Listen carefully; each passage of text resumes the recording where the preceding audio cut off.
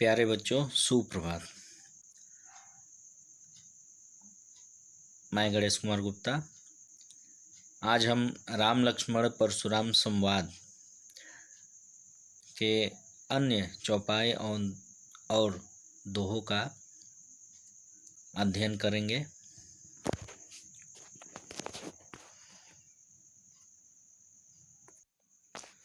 अभी तक आपने पढ़ा था कि परशुराम जी लक्ष्मण को डरा रहे हैं और उन्हें कहते हैं कि मेरा फरसा बहुत ही खतरनाक है, तुम इसको देखो और माता पिता को सोच के बस में मत डालो।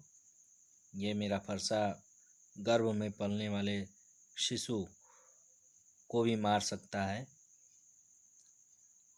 अतः तुम मेरे फरसे को देखो। आगे, बिहसी लखनु बोले मृदुबानी, अहो मुनीषु महाभटमानी। बिहस मतलब हंसना। यहाँ लक्ष्मण जी हंसते हैं और कोमल वाणी में, मधुर वाणी में कहते हैं, अच्छा, अहो मुनीष महाभटमानी। महाभट मतलब महान योद्धा। अच्छा, मुनि श्रेष्ठ, अपने को आप महान योद्धा मानते हैं और इसीलिए पुनि पुनि मोहि दिखाओ कुठारू, चहत उड़ावन फूकी पहारू। और इसीलिए बार बार मुझे कुठारू जो फरसा है यह बार बार मुझे दिखा रहे हैं और चाहते हैं कि फूंक कर पहाड़ को उड़ा दूं। वह यह नहीं सोच रहे हैं कि सामने जो खड़ा है वो कोई साधारण व्यक्ति है, साधारण पुरुष है, ऐसी बात नहीं है और वह फूंक कर पहाड़ उड़ाना चाहते हैं। यहाँ कुंभड़बतिया कोई नहीं, यहाँ कुंभड़बतिया कोई नहीं है। जो पुष्प के पहले की अवस्था जो कली होती है बहुत ही कमज़ोर होती है और जैसा कि हम सभी बचपन में ऐसा करते थे कि कोई कली रहती थी तो उसकी तरफ उंगली से इशारा नहीं करते थे कि वह मुरझा जाएगी। तो उसी की उपमा यहाँ लक्ष्मण जी दे रहे हैं कि यहाँ कोई कुंभड़बतिया नहीं है जो तर्जनी देख ही मर जाए। जो तर्जनी मतलब प्रथमा उंगली, अंगूठे की बगल वाली जो उंगली होती है उसी को तर्जनी कहते हैं। कि आपके बार बार ऐसे इशारा करने से, दिखाने से, मैं फरसा दिखाने से आपके मैं डरने वाला नहीं हूँ और मैं कोई कमज़ोर व्यक्ति नहीं हूँ। अर्थात उनका, लक्ष्मण जी का आशय यही है कि यहाँ कोई कमज़ोर व्यक्ति नहीं है जिसे आप डराकर भगाना चाहते हैं। देखि कुठारू सरासन बाना, मैं कछु कहा सहित अभिमाना। लक्ष्मण जी यहाँ कह रहे हैं कि मैंने आपके फरसे को देखकर, कुठारू मतलब फरसा, सरासन मतलब धनुष और बाण को देखकर मैं कुछ कहा सहित अभिमाना। मैंने अपने अभिमान की रक्षा करते हुए जो कुछ भी कहा वो मैंने अपने अभिमान के सहित बोला। मैं अपने को कमज़ोर साबित नहीं करना चाहता क्योंकि मैं एक क्षत्रिय हूँ और किसी की चुनौती को मैं स्वीकार तुरंत करूँगा। भृगुसुत समुझि जनेऊ बिलोकी, जो कछु कहु सहोरिसरो की। और केवल भृगुसुत अर्थात महर्षि भृगु के पुत्र समझकर और बिलोकी क्या देखकर, जनेऊ देखकर कि आप जनेऊधारी ब्राह्मण हैं और भगवान भृगु के पुत्र हैं, ऐसा समझकर आप जो कुछ भी कह रहे हो, जो कुछ कहो सहोरिसरो की, तो मैं उसको क्रोध अपना रोक कर चुपचाप सह रहा हूँ, चुपचाप सुन रहा हूँ। अन्यथा सुर महिषुर हरिजन और गाई, हमरे कुल इन पर न सुराई।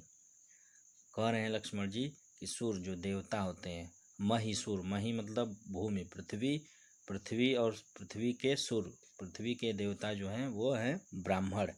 सुर महिषुर हरिजन, हरि के जन अर्थात भक्त, औरु गाय, और अरु मतलब और गाय, धरती पर यहाँ लक्ष्मण जी कह रहे हैं कि देवता, ब्राह्मण, हरि के भक्त और गाय, इन चारों पर हमारे कुल इन पर न सुराए। सुराए मतलब वीरता दिखाना। हमारे कुल के लोग इन पर वीरता नहीं दिखाते हैं, इन पर आक्रमण नहीं करते हैं, इन्हें प्रताड़ित नहीं करते हैं। बंधे पाप अपकीरत हारे। क्यों?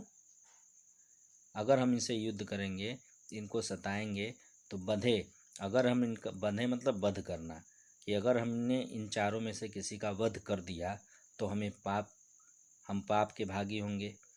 और अपकीरत हारे, और यदि लड़ाई इनसे हम करते हैं और इनसे हार जाते हैं तो अपकीर्ति भी हमारी होगी, जगत में हमें बदनामी भी, हमारी बदनामी भी होगी। मारत हूँ पा परिय तुम्हारे, और मारने पर अगर ये मारे भी तो इनके पैर ही पड़ने चाहिए। कोटि कुलिस संवचन तुम्हारा, व्यर्थ धरऊ धनु बाण कुठारा।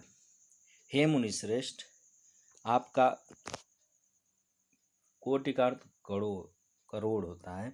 कुलिस संवचन तुम्हारा, तुम्हारे वचन जो है वो करोड़ों बाढ़ के समान है, जो अत्यंत पीड़ादायी हैं। तो जब इतने खतरनाक आपके पास स्वयं बाढ़ हैं तो आप व्यर्थ धरऊ धनु बाण कुठारा। यहाँ लक्ष्मण जी उनके क्रोध को और बढ़ाने की कोशिश कर रहे हैं कि व्यर्थ में, बेकार में आप जो हैं धनुष बाण और फरसा लेकर ढोकर चल रहे हैं, जबकि आपके जो कठोर वचन है वही करोड़ों बाण के समान है। जो बिलो की अनुचित कहऊ, जो बिलो की अनुचित कहेऊ, क्षमहु महामुनि धीर, मुनि सरोस भृगवंश मणि बोले गिरा गंभीर। जो आपके दृष्टि में, बिलो की मतलब देखना होता है, देखने से संदर्भ यहाँ दृष्टि भी है, कि आपकी दृष्टि में अगर मैंने कुछ अनुचित कहा हो, हे मुनि श्रेष्ठ, हे धीर, हे गंभीर, तो आप मुझे क्षमा करें। उनकी इस बातों को सुनकर जो परशुराम हैं उनका क्रोध और भी अधिक बढ़ जाता है, और वह सुनि सरोस भृगुवंश मणि, जो सुनकर उनकी, लक्ष्मण की ऐसी बातों को, ऐसी व्यंग भरी बातों को सुनकर जो भृगु वंश के जो मणि हैं वो सरोस यानी रोष सहित क्रोध में और गंभीर होते हुए बोले। क्या बोले?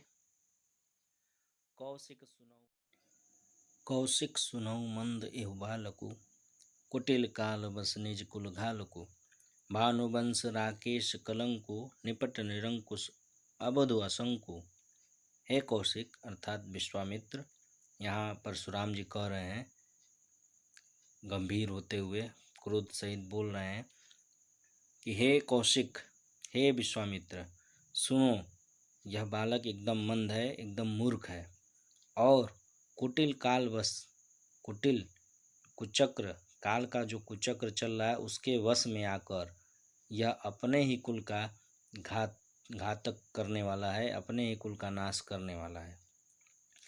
भानुवंश राकेश कलंकु, यह सूर्य कुल में राकेश रूपी एक कलंक के रूप में जन्म लिया है। ये भानुवंश के मतलब सूर्य कुल का चंद्रमा रूपी कलंक है, और जो कैसा है, निपट निरंकुश अबधु असंकु, और यह पूरी तरह निरंकुश है, किसी की बात को न सुनने वाला है, और इसमें कोई संशय नहीं कि यह अबुद्धू है। यह नहीं जानता कि अभी एक क्षण में इसका वध निश्चित है। यह पूरी तरह से मूर्ख है। कालक बलु होइए क्षणमाई, क्षण मतलब क्षण, एक पल में, अभी काल के वश में यह एक क्षण में चला जाएगा। कहो पुकार खोरी मोहिनाई, और मैं पुकार के कह रहा हूँ, मैं यह बता रहा हूँ कि फिर मेरा कोई दोष नहीं है। तुम हट कहो जो चाहूँ उबारा, हे विश्वामित्र, यदि तुम हट करके चाहते हो इसे उबारना, इसे बचाना, क्योंकि तुम्हारा यह शिष्य है और अपने शिष्य को तुम बचाना चाहते हो, तो कही प्रताप बल रोष हमारा, तो हमारे प्रताप को, बल को और क्रोध को बताकर इसे हमारे सामने से हटा दो, नहीं तो यह अभी क्षण भर में समाप्त हो जाएगा। लखन उनकी बातों को सुनकर कहते हैं, अच्छा लखन कहो मुनि सुजस, लखन कहो मुनि सुजस तुम्हारा, तुम ही अछत को बरने पारा। लखन कहे कि हे मुनि श्रेष्ठ, आपका सुंदर यश, जो सुजस सुंदर यश है, वो आपके अलावा और दूसरा कोई अच्छे तरीके से नहीं कह सकता, जितने अच्छे तरीके से आप कह रहे हैं। तुम ही अछत को बरने पारा, तुम्हारी तरह मतलब तुम्हारे आपकी तरह, आप जैसा आपका गुणगान कोई भी कर नहीं सकता। इसलिए अपने मुँह तुम आपनी करनी, बार अनेक भांति बहु बरनी। आपने अपने मुँह से अपनी करने का, अपने कार्यों का बार अनेक बहुत बार और बहुत प्रकार से उसकी बड़ाई कर ली है। अगर हे मुनिश्रेष्ठ, इतने पे भी संतोष नहीं हो रहा है। लक्ष्मण जी यहाँ बार बार व्यंग कर रहे हैं ताकि उनका क्रोध और बढ़े। नहीं संतोष तब पुनि कछु कहू, हे ऋषि श्रेष्ठ, यदि इतने पे भी आपको संतोष नहीं हो रहा है तो पुनः कुछ कहिए, कुछ और कह डालिए। जन ऋषि रोक दुस्सह दुख सहु, ऋषि को रोक कर दुस्सह दुख को मत सहिए, आप कुछ और कह डालिए। वीर व्रती तुम धीर अछोभा, गारी देत न पाऊ शोभा। हे वीरता का व्रत धारण करने वाले, तुम अत्यंत धीर हो, शांत हो।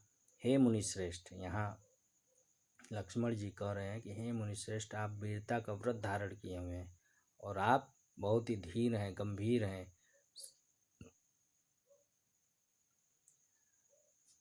शांतचित्त रहने वाले हैं, लेकिन आपको गारी दे न पाओ शोभा, गारी देते, आपको अपशब्द कहते शोभा नहीं देता।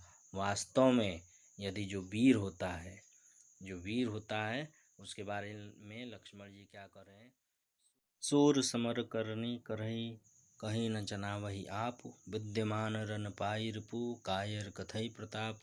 लक्ष्मण जी यहाँ कहते हैं कि जो वास्तव में सूर होते हैं, जो वास्तव में वीर होते हैं, वो युद्ध में अपनी करनी को बार बार कह कर नहीं दिखाते, वह अपने आप को डींगे मार कर, बड़ाई कर कर दिखाते नहीं हैं।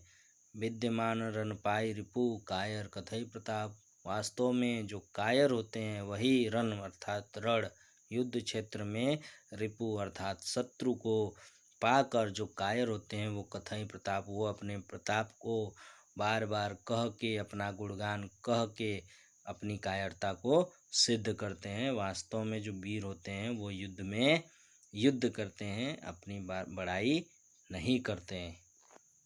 लक्ष्मण जी यहाँ बार बार उनके क्रोध को बढ़ा रहे हैं। आगे देखिए,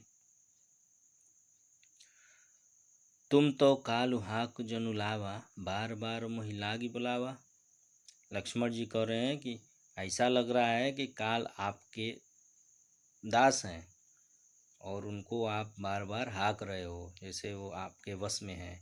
तुम तो कालु हाक जनु लावा, बार बार उनको हाक रहे हो, जैसे कोई गाय गोरू बैल को हाँकता है, वैसे ही आप काल को हाँक रहे हो और बार बार मेरे लिए उसको बुला रहे हो। सुनत लखन के वचन कठोरा, परसु सुधार धरेउ कर घोरा।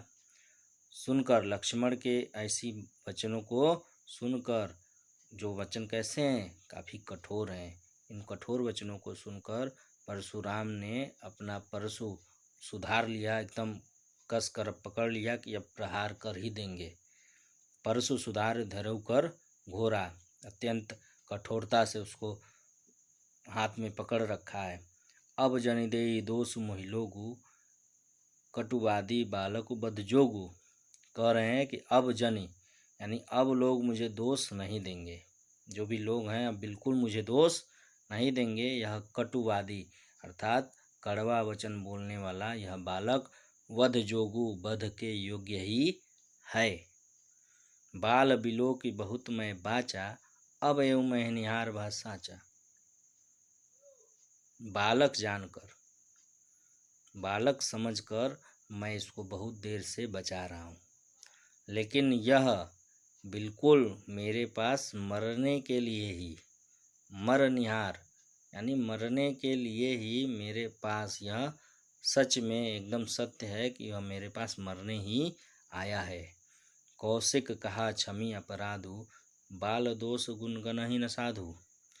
अब यहाँ पर कौशिक अर्थात विश्वामित्र जी हस्तक्षेप करते हैं, बीच में बोलते हैं कि क्षमी अपराधु, अपराध क्षमा हो, हे मुनिश्रेष्ठ, हे ऋषि श्रेष्ठ, अपराध क्षमा हो।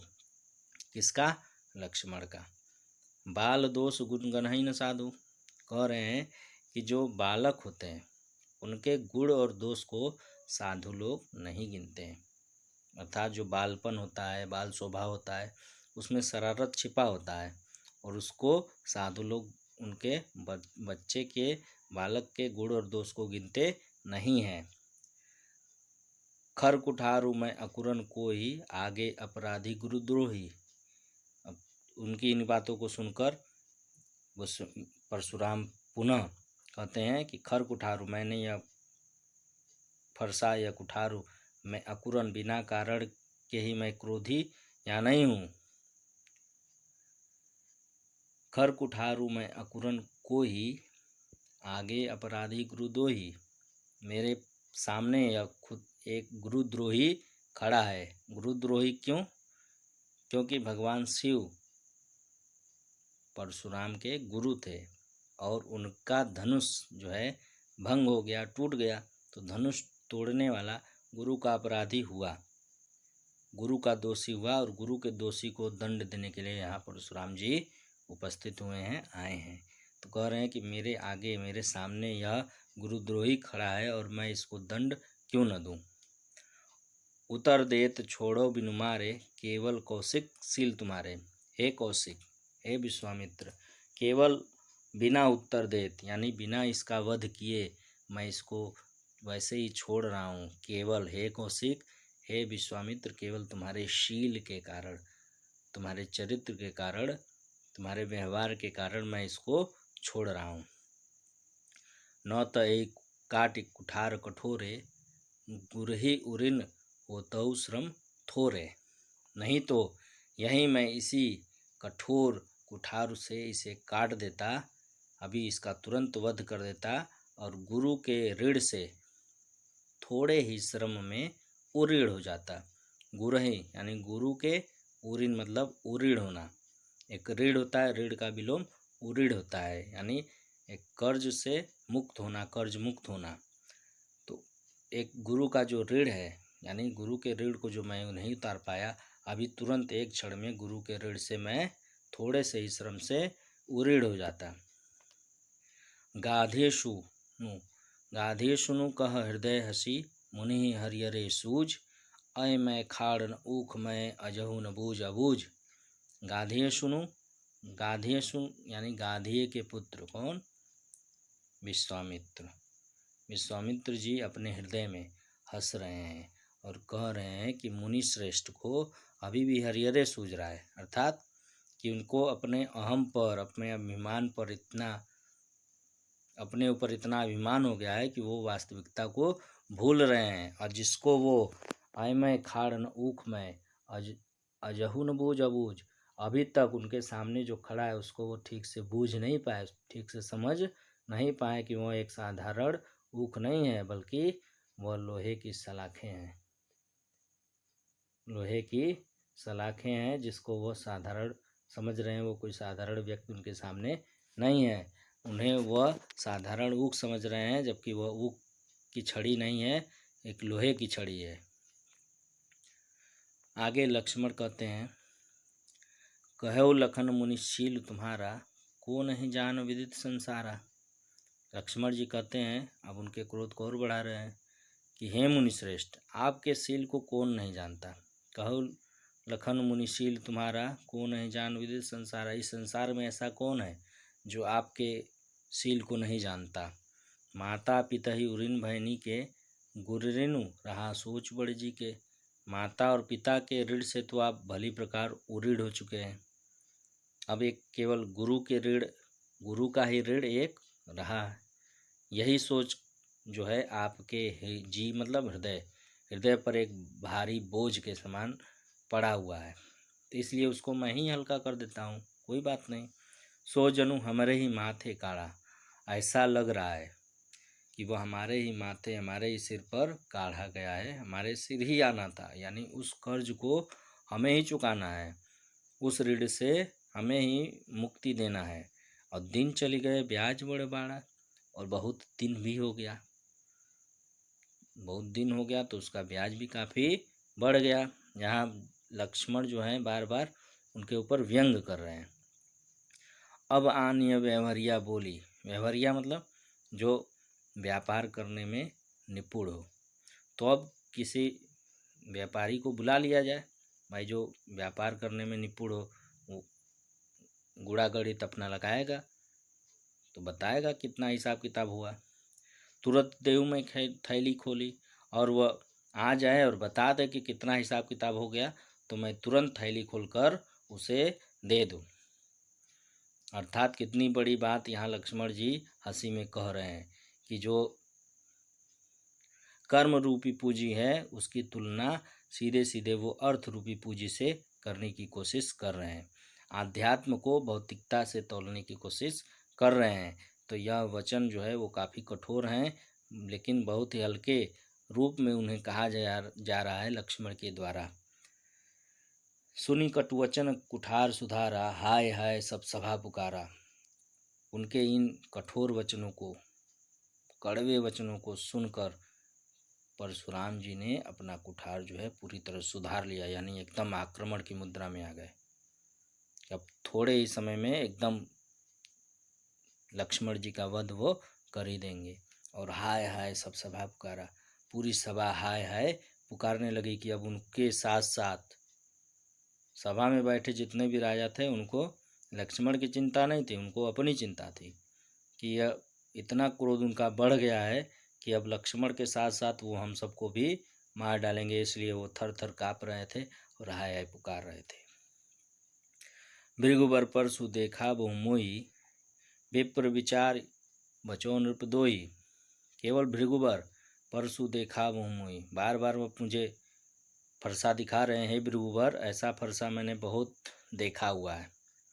और विप्र विचार बचो नृपदोई, तो हे नृप के द्रोही, हे राजाओं के शत्रु, केवल विप्र ब्राह्मण जानकर ऋषि जानकर आप मुझसे बचे हुए हैं। मिले न कबहु सुबट रन घाड़े, मिले न कबहु सुबट रन गाड़े, द्विज देवता घर ही के बाड़े। लगता है कि आपको रण में अर्थात युद्ध में, रण में, युद्ध क्षेत्र में कभी भी सुंदर भट्ट यानी महान अच्छा योद्धा आपको कभी भी मिला नहीं है। द्विज देवता, हे द्विज देवता, द्विज देवता ब्राह्मणों को द्विज देवता कहा जाता है। ब्राह्मण क्षत्रिय वैश्य और शूद्र, जब वर्ण आश्रम था तो जन्म से सभी क्षुद्र माने जाते थे, जब उनका उपनयन संस्कार होता था तब वे द्विज कहलाते थे, अर्थात उनका दूसरा जन्म होता था। तो ब्राह्मणों को द्विज देवता भी कहा जाता है। तो द्विज देवता है ब्राह्मण, हे ऋषि श्रेष्ठ, आप घर ही के बाणे, आप जो महावीर योद्धा है वे केवल घर ही के हैं, केवल नाम के ही हैं। अनुचित कही सब लोग पुकारे, रघुपति सैन ही लखनु नेवारे। जब उनकी इन बातों को लोगों ने सुना, वहाँ के राजाओं ने सुना सभा में, तब लगे चिल्लाने, अनुचित है अनुचित, यानी सभी लोग पुकारने लगे कि यह अनुचित है, अब बहुत अधिक हो गया, अब तो रुकिए। तो उनकी इन बातों को समझकर रघुपति अर्थात रघुकुल शिरोमणि पुरुषोत्तम श्री राम सैन ही नयनों से लक्ष्मण को पीछे हटने का इशारा करते हैं। लखन उतर आहुति सरस, भृगुबर कोप कृसान, बढ़त देख जल सम वचन, बोले रघुकुल भानु। और लक्ष्मण के उत्तर, जो लक्ष्मण ने उत्तर दिया वो आहुति के समान, जो भृगुवर अर्थात परशुराम के जो कोप अर्थात जो क्रोध रूपी जो अग्नि थी, कृषाण मतलब अग्नि, जो क्रोध रूपी अग्नि में लक्ष्मण के जो उत्तर जो आहुति के समान थे, जो बार बार वो यज्ञ रूपी अग्नि को बढ़ाने का काम कर रहे थे, उसको बढ़ता देख श्री राम ने अपने जल के समान वचन बोलकर, बढ़त देख जल सम वचन बोले रघुकुल भानुत। रघुकुल के जो सूर्य हैं श्री राम, वो बढ़ते हुए, उस अग्नि को बढ़ते हुए देखकर जल के समान जो शीतल वाणी में आगे बोलते हैं।